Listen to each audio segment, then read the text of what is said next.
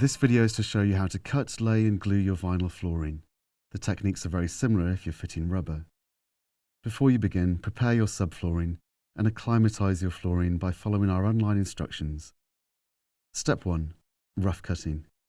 Once you've got your room ready and you've got your vinyl, I normally take a measurement of the actual room and then add 10 centimetres to the overall length and then cut that off in a separate room if possible.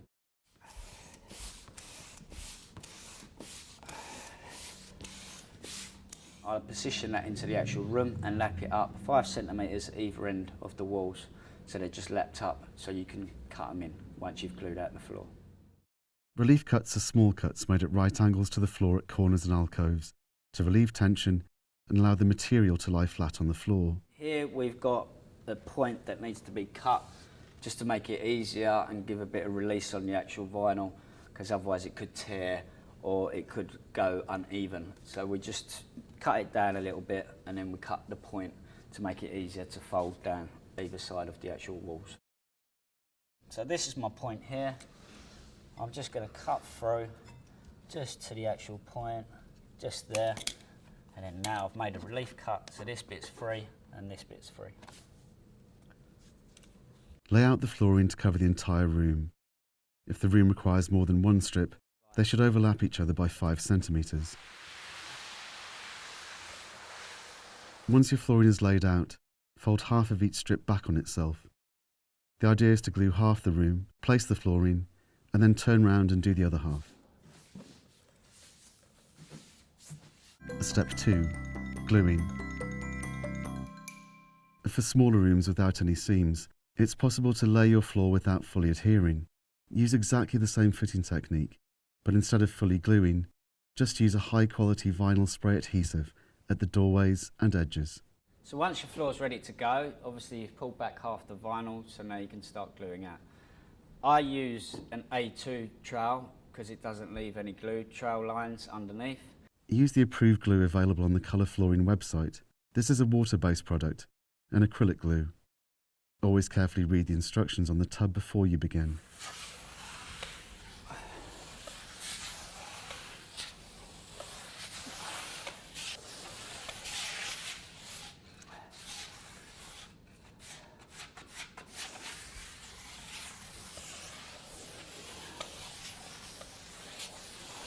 When you're gluing that, you'd like to try and do it as a big smooth sweep, so you're spreading it evenly over the whole floor, and you just keep working it back to yourself. Just working myself out so I can get to the next run.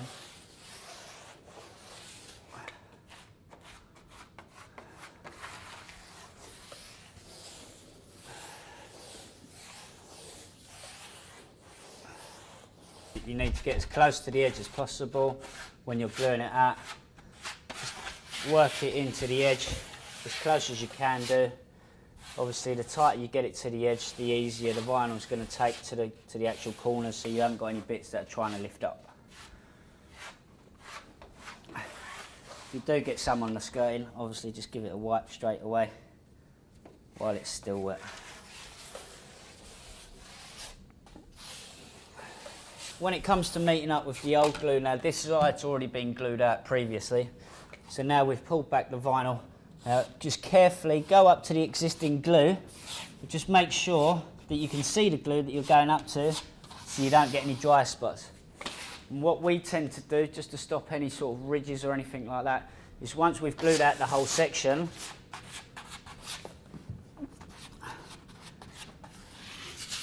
we just lay in ever so slightly by about an inch or so, just so it's in the wet glue, but don't go too much further than an inch to stop any ridges forming. The common problem that people end up doing is thinking that glue's dry enough and then just putting the vinyl straight into the glue. You've got to wait till it's dry. You really need to wait until you can touch it and it doesn't transfer onto your hands. In a minute, once it's dried enough, I'll show you how you should be able to feel when it's ready to go. Okay, so when it comes to the gluing out, there is no set time. We've worked in places where the temperature's been so hot that it's gone off within 10 minutes of us gluing it out. And then we've worked in other places where we've been working in the cellar where it's taken an hour and a half to go off. So what you need to look out for is the colour change. It should go near on see-through. If you look down at this section here, this is probably going to be ready in about 5 minutes or so. But if you touch it, you can see that it's hardly leaving any sort of glue on the back of my hand. So that's a good way to tell if it's ready to go. It will grab, but you just need to wait just that little bit longer because it's still slightly transferring onto the fingers. So give it about another 5 minutes and then it'll be ready to go. Now we've glued it out, we've waited around for a little while. Now you can see the colour difference. Maybe it might not show up on here, but when you're training it out, it's a lot yellower, and now it's gone a lot more see-through. Now I can touch that and nothing's coming off of my hand. Now you've probably got a window of when it's like this, of around about 20 minutes. So basically just make sure you're sweeping off any of the bits at the back of the vinyl that you can see to begin with. Obviously the bit that's folded back will fold back in a minute and sweep that. So just give it a good sweep and sweep it away from the other bits of vinyl that you're going to be doing. You don't want to be sweeping it over to another bit of vinyl that you're going to be sweeping again. What I tend to do is just get some air underneath it just to make it easier to slide. And once I've got to about there, I will just come up here, because it's been folded back on itself, sometimes it can cause a little crease. So I just push that in through the back, just to push that first bit in, and the rest of it should slide.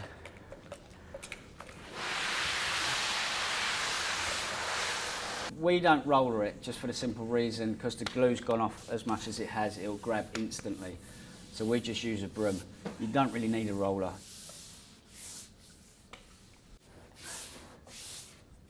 As you can see, I've already cut some points.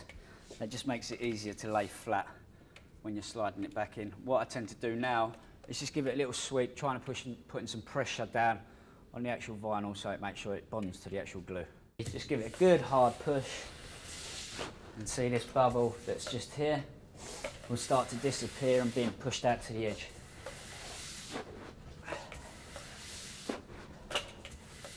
Just keep going over until you've completely got it out. Normally it's not normally a problem, but just in case you do get any, just keep working it out to the edges and you should have a nice smooth floor once you're done. Now when you come into this edge, try and angle the broom at a slight angle so you're sweeping into the actual vinyl, because you don't want to be sweeping anything into the glue, because obviously that's going to cause problems and cause little bumps underneath the actual vinyl. Once you've got it in position, you're ready to start fitting, but obviously we've got a big open area here, so we need to get all of these in position before we start cutting it in. But once you've got your normal, just a one sheet, if you've got one sheet or two sheets, you get them both in position and then you're ready to cut in. As soon as you're ready, start cutting.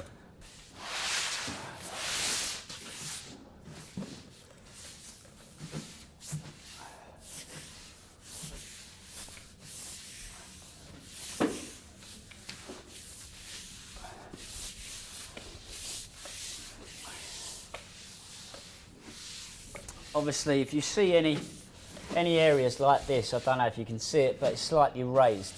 All that is, it just needs pushing down, and once it's pushed down, it'll grab instantly. Step 3. Cutting to fit. Now we're ready to actually cut. The floor's been glued out and it's ready to go. Now the bit that's lapped up the wall, I always like to trim it down once I've got it in position and it's been glued out. I'll trim it down a little bit more just to make it easier for yourself to actually cut. So I'm just cutting the excess off.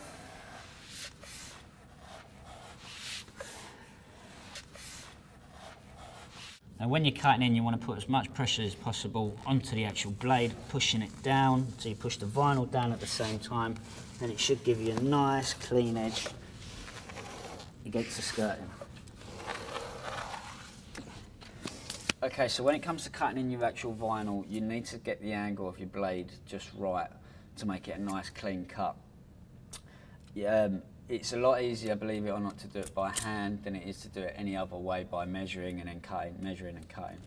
The technique that you really want to do is you want to put as much pressure on the blade, pushing it right to the floor where the actual skirting meets the floor. So you're pushing it right into that corner and then just gently drag it along. It will take a lot of pressure, but it's the best way to do it. This is the position that you'd like to get your blade in. My knuckle is fully pressed to the floor and my thumb is up against the other bit, so I've got control over the blade moving backwards and forwards. Now at this point you want to push down as hard as you possibly can and drag it towards you, trying to keep the blade in that same position, which is what your knuckle is there for, as a guide. So you just keep on pulling along and pulling along. Any bits that are slightly long, you just come along and ever so gently just slide the blade along, and it should follow the skirting if you've got it in the right angle.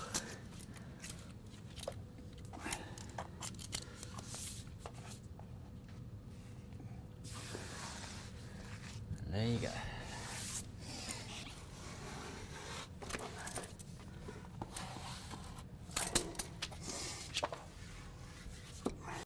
I would always use a dolphin knife, which is perfectly shaped for actually cutting vinyl in. A normal Stanley blade, Stanley knife is too big and too chunky, and it doesn't have the right angle. So I'd recommend always getting a dolphin knife, which the Colour Flooring do sell. In most cases, when it comes cutting up to the wall, I would leave sort of the thickness of a credit card gap just for any sort of expansion or anything like that.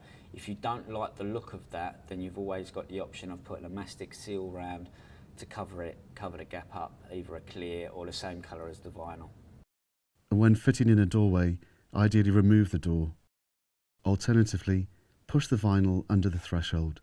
So this is the technique where you just gently push it underneath, so you folded it under, then basically just open your door up and just let it drag through, and then you can flap it, back down underneath. Step 4. Seams. If you're laying more than one piece, there's no need to weld this flooring. For the best results, we recommend the double cut seam technique demonstrated here. When you're doing your wall cuts, you obviously use a hook blade. On your joins, you have to use a concave blade. Now, I've discovered trying to use straight blades or concave blades, the problem with straight blades, it cuts it too tight and it ends up doing this to the actual joint, making it peak. So you have to use a concave blade. It's a lot nicer and a lot cleaner cut. So when it comes to doing your joint, you've overlapped it by between 1 inch to 2 inches overlap. Now, the vinyl underneath is obviously underneath, and you can feel that with your thumb here. So this is where the actual vinyl underneath is laying. Now, I position the straight edge so I can feel the vinyl still underneath. Now, I'm just laying the straight edge roughly in line all the way down the joint, so it's roughly about the same distance from my thumb to the straight edge for the length. Just all the way up, so you can still see that I've still got the same gap there, and I've still got roughly the same gap here. Once you've got that up the whole thing, you apply pressure to the straight edge using your concave blade. You position it. Now I score it to begin with, just running it gently along the straight edge, and just do that several times. Just keep going, and then eventually you actually reach the floor. When you hear that sound, if you've got a latex floor, you should hear a nice scraping noise, which means that you've hit the bottom of the actual floor itself. If you don't hear that noise, you've got to keep on doing it until you've scraped through. So I'm still cutting, and there's that scrape. Now once you've come to the end of your straight edge, obviously you need to move your straight edge. I try and leave the knife in here just so I can slide the actual straight edge down, just gently lifting the knife up, and then just trying to line it back up, leave a slight little overhang of the actual straight edge, line it back up, and then just do your thumb trick again. Make sure that you've got the same distance throughout. If there's any discrepancies, then just move it over slightly so it keeps it at the same distance apart. So again, to the eye, I feel like I'm in line. Again, just gently scoring, keep on scoring, and now I should get the scrape. Every so often when you've got a long bit, I just tend to cut that off, just to make it easier for myself so I can see what I'm doing. And then repositioning my straight edge. Now I've got to stress, you must be on this side of the join so you can feel the vinyl underneath. If you cut it on this side, like that way, it normally leaves the join slightly gappy. So you can't feel the vinyl either, so you've got the danger that you might actually cut off the vinyl, so you're not cutting both pieces. So just make sure you're on this side and you can feel the vinyl is here.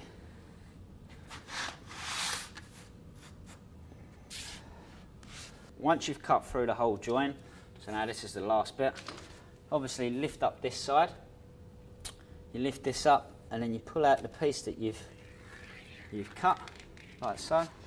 You literally just pull that all the way up. Now if you've cut it all the way through, it'll come up easily. If it gets stuck, it means that you haven't cut it all the way through, and you need to be very careful how you do that. You're going to have to get back down on your hands and knees and just pull it back ever so gently and then just cut it very gently. Once you've got all of this up, dispose of that, then you can either use a roller, which I prefer to do, or just your thumb. Now I'll show you the thumb because not everyone's going to have a roller. Basically, I always start in the middle. Basically all I'm doing is just pushing it slightly over in that angle just to give it a bit of, to put it back in. Now if you get a stubborn bit like this, what I tend to do is just use my knife just to push it down and then give it a little tap and then just clean up the edge.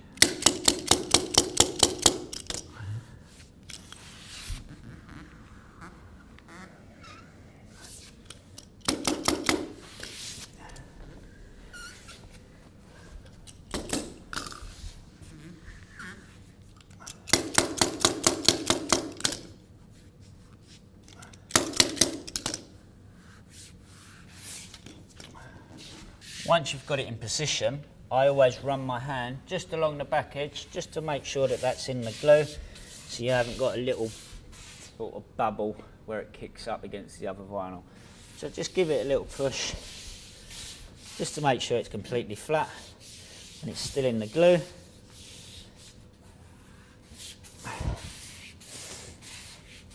And then where you started, just go the opposite way with the other thumb. So a lot of people worry about the joints. If you do it this way, you shouldn't have any issues. It should be a nice tight joint. Once you've laid your floor and the seam's done, you're complete. But you can walk on it straight away, but we recommend that you leave any furniture or any heavy goods out for at least 24 hours.